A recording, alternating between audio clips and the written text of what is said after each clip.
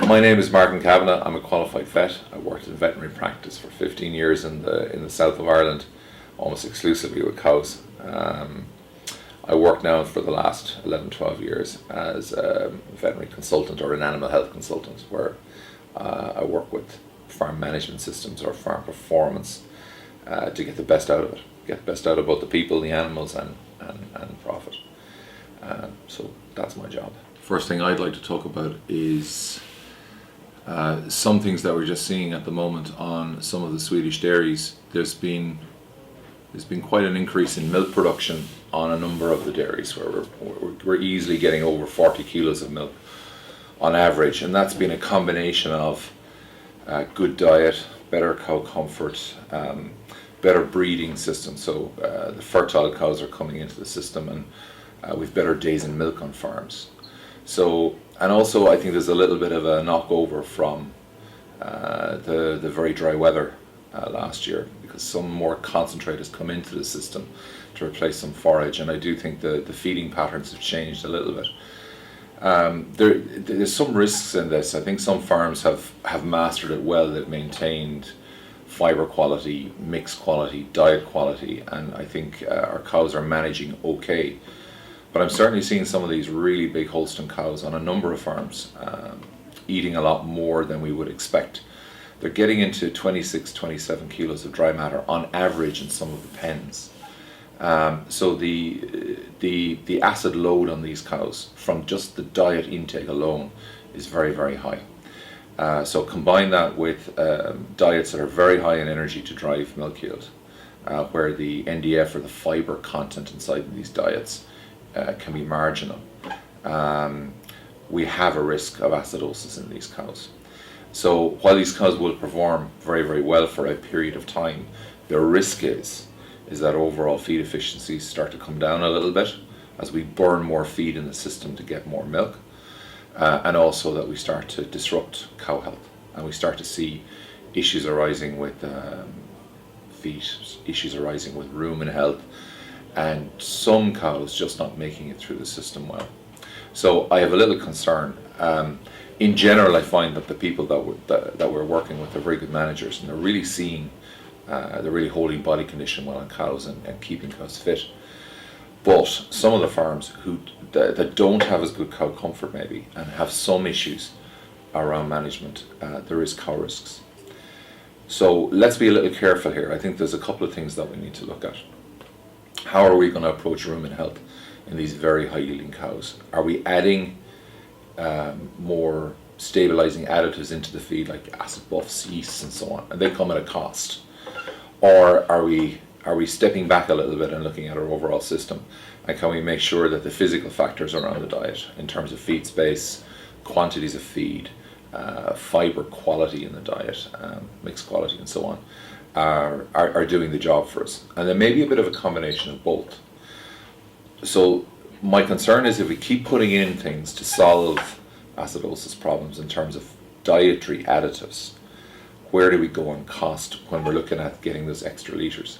So we might get an extra 3, 4, 5 litres on average in these cows, but what is what I call the cost of those marginal litres? A lot of the litres we get, I suppose, the early part of the litres are cheaper. They're coming from forage, they're coming from cows' natural production per se. So how much money are we spending to get the marginal litres? So we might need to go back and look at that. Maybe cows doing very high litres are not where we need to be economically, unless we can really justify the cost that we're putting in. So there's an issue of cost, there's an issue of marginal litres. There's also an issue here of, are we pushing cows, even in a high forage system and even in a full food system, into acidosis risk? So they are some of the negatives, and I think there's probably a bit of there's certainly a review needed there. I am worried that the push on dry matter intake, which I agree with for cows to keep body condition and so on, right? Where is the point that we're running into trouble? So we're probably back to something we used to do before, as in, look at those cow signals. If we're getting indicators of acidosis in the herds, low butter fats, increased cell count problems, variation in intake, too many thin cows within the groups, too many fat cows within the groups, variation in manure that you can't really control very well, constant dietary changing to maintain those extra litres. All these issues of variation are acidosis pointers. So could be time to step back a little and have a look at this and make sure that we're going in the right direction. Obviously we have to be careful that there is a pursuit of litres also, in that we need to get enough litres off the farm to make our repayments. And with more farms improving their infrastructure, and that investment is going on, the demand coming from the bank side is going to be litres. So there is a balance point. I think it's important that we hit this balance point. And that balance point for some farms could be different from other farms.